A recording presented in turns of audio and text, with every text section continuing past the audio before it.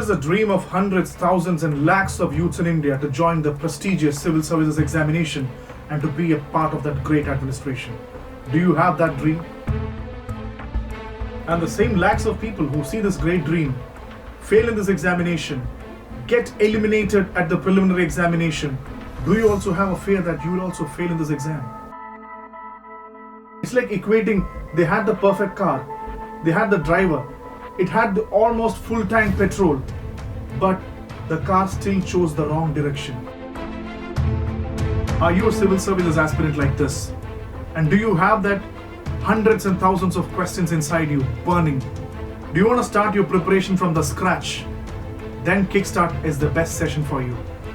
Join the Kickstart initiation and get all the answers, what your preparation, how your preparation should be. Get all the answers in Kickstart.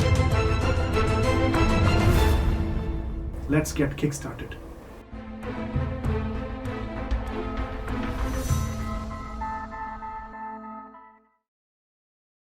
The fourth Kickstarter topic is choose your buddy. What do you mean by choose your buddy? Yes, I am talking about the next important stage of your Kickstarter, which is called as finding your optional subjects for civil services exam mains. Because in mains, you have to write an optional subjects. Previously there were 2 and now you have 1 optional subjects with 2 papers to write for the mains exam. So that is why I said choose your buddy. That's correct. In one way it's like choosing your buddy, and like an old saying of UPSC, because there are sayings, an old saying of UPSC goes, choosing your optional subjects is like choosing your life partner, choosing your wife, choosing your husband, choosing your girlfriend, choosing your boyfriend, because you have to make a perfect decision, because you are going to spend a lot of time with them. So that lock should be perfect. That's what people say, choose your buddy. And how are you going to do that? This is one such question which puzzles most of the aspirants, because they have a problem. Okay, which are the topic that I'm going to choose for the exam? That's a big confusion to many of the aspirants. How shall we take a decision on that? Most probably, while you see a notification, because always I say see the notification, see the original UPSC notification and see what are the topics described. It's a very big list, at least more than 25 subjects, and the 26 being the literature, and out of that literature there are again close to 22, 23 literature subjects to choose from. So what is the first scenario when somebody decides to go for the optional list? Anyway, all of your graduates, and most people say that, okay, I'm a graduate in mechanical engineering, I'll take mechanical engineering as my optional. And my graduation subject was philosophy. So I'm going to take philosophy for the civil service optional because I know that subject, that's my graduation subject. So I have a better coverage, better grip over the subject. So we'll take that. This is one category of people. And there is another category of people who say that, okay, I come from an economics background, but my optional is going to be philosophy. Because even though I studied economics, that was a part of my college curriculum, but my orientation is more towards philosophy, and I think I'll do better in philosophy. There are a category of people like this also. So, how do you want to make a choice? How do you want to make a choice? This is one way of making a choice, but taking your degree subject as your optional is not something that will always work out, because that was your college and this is your UPSC examination. It's very different game together. It is not that easy. And there is another group of people. If you're taking your graduation subject as your optional, then you should have that kind of a grip over that subject. And normally again, you hear a lot of myths, rumors in the UPSC circles when people tell you that don't take engineering subjects, don't take science subjects, because you will fail. UPSC will make you fail. You have to take public administration, sociology, because they are so small that you can even study it in 6 months so that you can get maximum marks. So don't take all the subjects. Sometimes such rumors becomes facts. It works sometimes. But we'll take a neutral stand. How do you compare based on the marks actually? It's a different thing. We have no control over how UPSC is awarding marks for each optionals. We only have trends. What if the trend changes?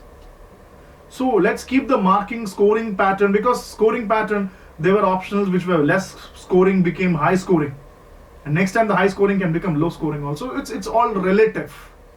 Why waste our time on the relative facts? So ultimate thing is your command over the subject. That is what matters. Imagine that you are an engineering graduate and you have that command over that engineering subject. Then I think if you are very confident and you don't have any interest in any other subject, you only love engineering, then you should only take engineering. And what happens is, most often, it's about engineering. Most of the engineers actually don't know their subject properly. They are graduates, BTech, but they don't have that sound knowledge in engineering, which is a fact. You might dispute it, but it's a fact. That does not mean engineers also. It happens with almost all the degree subjects also. So it is about having that sound knowledge. If you have that, you should take the decision. And this applies to all the people who are going to take your optional as the same subject as your degree was. If you have that capability or keen interest is also an important thing. Because if you need to have an interest, even if they ask something out of the box, if you have that interest, you can write that question. So all the people who are going to take optional subjects, which are your degree subjects, your graduation subjects, then I think only choose if you have that sound knowledge. And for the other category, because I think 95% or 90% of the people will actually fall in this category. I don't want my graduation subject. I want to explore new. And the logic of the driving force behind this logic is some optionals are high scoring papers because of the less syllabus that you have. All these are good parameters to take a decision. Definitely, I agree with that. And if the logic and rationality about choosing a high scoring subject with less syllabus, easy to complete, what are the things that should go into your mind? That is also an important task. So if you make a decision, all of you must have got certain likings towards certain subjects. So the moment you take the notification, you take the syllabus, you take the list of the optional subjects, then you find that, okay, I've got a subject, public administration is good, sociology is good. One of the most popular optionals because the syllabus is comparatively less and it's easy to master and easy to write also. Not that easy to write, but sometimes, yes, it's interesting to study. So if you take an optional, go for the optional which you have an interest. And there is another category of people here also. Some people who do not take their optional subject as a graduation subject knows clearly, yes, philosophy is my subject. I am going to take philosophy or political science and international relations. Political science is my optional because from a long time, my vision towards that subject is huge. My interest is keen. Then you should take that subject. If you're damn sure about taking an optional subject, then you should go for it. And when you go for it, there are a few other factors which we'll discuss that should be in your mind. So second category of people are people who are very sure about what they want. And the third category of people is, I am not sure. And I went through the syllabus also. The biggest factor I found out is, and I shortlisted the subjects also. I have a liking for public administration, I have a liking for sociology, and I have a liking for psychology. 3 optionals, but I'm not able to choose. I like 3 of them. Then what should you do? Then I think this is a dilemma which people have. 90% of the people who watch this, who are starting from the scratch, if you don't have that idea, then you will have this problem. What will you do in such situations? I'll tell you. Then we need to do a layering process. Layering number 1, that is the first layer, is Read the syllabus thoroughly. If you like 3 subjects, take the syllabus of all this, read it thoroughly. At the end of the layer 1, what is your input? What have you found out from this whole thing? You found that all 3 are interesting. Again, tiebreaker. Layer 2, go through the question papers of all the 3 subjects. Psychology gets eliminated. Now it's a topic between public administration and sociology. Which one will I take? So this is a problem. So again, layer 2 is complete. We'll go to the layer 3. What is layer 3? You did the question papers. Take the books or some of the prescribed free books, it's easily available. Go through the syllabus content. Go through the contents and start reading. And if possible, study 1 or 2 areas. And it is also good, you're making a wise decision. Study few topics. How is the topics going? Because syllabus might be interesting. When you start studying, it's not the same. Sometimes it's different thing. So when you study this, how is it going? Study few areas and make sure, write 1 or 2 questions, find answers to all those questions, write down and show it to someone who is actually from that background. Then they'll tell you, you should take public administration because your answers are more aligned to that level or the demand of the paper. Your sociology, and the people who corrected sociology might tell you that your sociology answer is very general, maybe your interest is too much, but you're not able to put on that track. You have a natural flair for public administration. If somebody says that, after the layer 3, you have a clear-cut idea. And there is another category, still deadlock. Both your answers are perfect. Then I think there is no layer 4. You have to take a decision. Now it's up to you. That is your call. You have to take a decision, which is going to be my subject. So this is how you choose an optional subject, because at least layer 1, layer 2, layer 3 is something that you have to apply. Rather than just reading the syllabus is not important or sufficient, because when you read the syllabus, many of the things will look interesting. And some people say, don't take the big optional subject. Some people say, don't take history because it's so big. You have ancient history, medieval history, modern India, Indian culture, world history, it's so long. And some people say, let's take small subjects like anthropology because it's so small and easy to study. So it is, I think, in my opinion, I don't think it's always the length or the coverage or the small size of the syllabus. No, sometimes it's interest. Say, imagine anthropology is this much, history is this much. But the person with keen interest in history will study the same subject of if anthropology student takes, say, X time to study this, maybe the student with that much of interest in history will also study the full history in the time that people study anthropology. So it's basically interest. Trust me, it is interest. So I've given you a few scenarios. Number 1 scenario, number 2 scenario, number 3 scenario. When you have a deadlock, apply the layer 1, layer 2, layer 3. It is going to be very helpful. And definitely layer 3 is important because you need to write a few answers and see if it looks good. And there is another category of people who don't want any of the subjects given in the list because they are basically writers. They like writing very much. So obviously, most probably they'll take literature subjects.